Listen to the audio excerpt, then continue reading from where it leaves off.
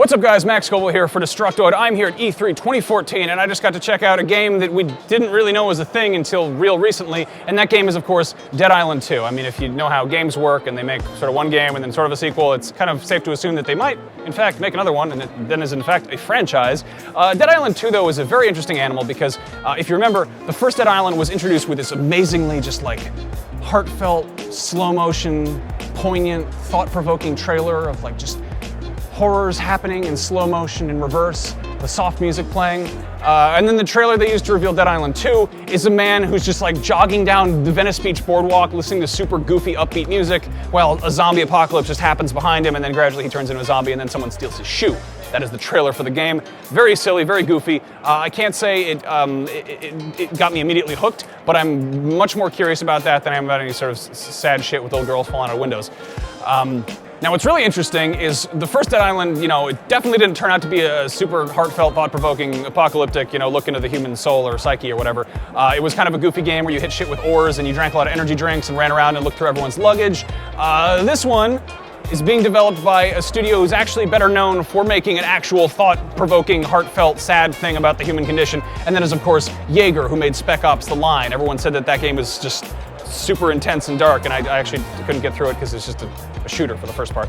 So anyway, going into this, I was kind of left just with the up in the air about what the tone of this game is going to be. Is it going to be silly? Is it going to be serious? Is it going to be kind of somewhere in the middle? They're going very much for silly. This is definitely a zombie playground as opposed to trying to present any kind of a, you know, Last of Us scenario where you actually, you know, really give a shit about the characters. I don't know how the characters are going to be. I'm told that they've got 8-player seamless drop-in, drop-out cooperative multiplayer. We were only shown 4 characters, though it's unclear if they're actually characters or just different classes. If they're actually classes and there's a level of customization, I'm very interested, though I didn't get any details about that. The game itself is set in sunny California, though it's supposed to be San Francisco, I think. You got the Golden Gate Bridge in the background, but then there are palm trees everywhere and it's very sunny. San Francisco isn't actually like that, so that's why it's sort of funny to me. Anyway, you play as one of these survivors who is immune to the zombie outbreak. This is a canonical sequel. This is the same zombie outbreak that was in the first game. It has come off the Banoi Island and somehow managed to make the mainland into a dead island. So you're just kind of running around crazy in this wasteland. There's a character who I guess is going to be kind of central in the plot, though we didn't really hear a whole lot about him. His name is Max, and he has a cat whose name is Rick Furry. Like Nick Fury, but it's a cat. And we were told that this is the first game in history where they mocapped a cat. They covered the cat in dots and they mocapped it. I don't know what to make of that. I didn't get to see that in action. I just saw a photo of them putting ping pong balls on a cat. What I did see was a prototype of the combat that was apparently developed in 2013, so it's not final product at all, which is kind of hard to tell what's going to be around and what's going to kind of get changed. The game has a very high saturation, high contrast aesthetic. Like there's just lots of bright colors, but then lots of really dark shadows. And there's parts where they were indoors, and it was kind of hard to tell what was going on. Wasn't really crazy about that. The same kind of crazy weapons are back. You get like, you know, I guess like a motorized pitchfork. You get weed whackers with blades on the end of it. That's a new element, is motorized weapons. The last one, you know, you had like an electrified machete. In this case, there's still crafting and everything, but now it's going to be like you can have a chainsaw that's got fire on it or something like that. We got to see a crossbow in action that had flaming bolts, as opposed to having like a thing where you just, you know, light the bolt before you shoot it. There was just a nice little, you know, butane torch mounted on top of it, and every time you fired a bolt, it would just, I guess, light it as it went out. One of the big problems with Dead Island 1 was, of course, the fact that you'd shoot zombies with guns and it wouldn't really do a whole lot. They were kind of the weakest weapon in the game, as opposed to oars from boats, which were, I guess, perfectly acceptable. They've definitely fixed the guns a bunch. It looks like they will, you know, blow the fuck out of a zombie to just make his head explode and go nuts everywhere. They've got a sledgehammer that will launch zombies apparently onto roofs. They got some crazy, wacky ragdoll physics, which apparently were the result of one of the team members actually getting a value wrong and realizing that, maybe it's kind of fun when zombies aren't really that affected by realistic gravity. Of course, vehicles are a thing again, though I didn't get to really see them in action.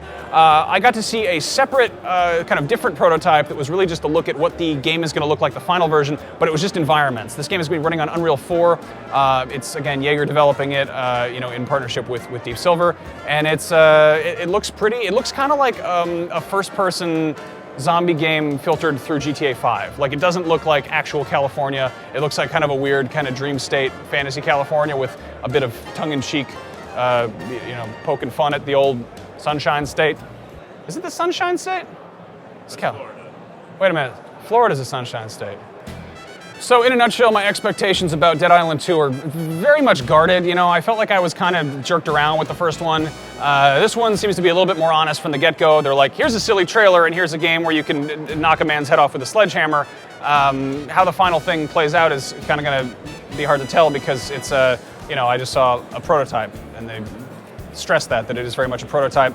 Not crazy about the super high contrast, weird lighting, but definitely the tone is an improvement. I would say that much. And assuming that it's not super like you have to replace your oar every 5 minutes because it broke because you hit 2 guys in the face with it, then you know, might be kind of interested. Anyway, that's coming out spring 2015. That's coming to PS4, Xbox One, and PC.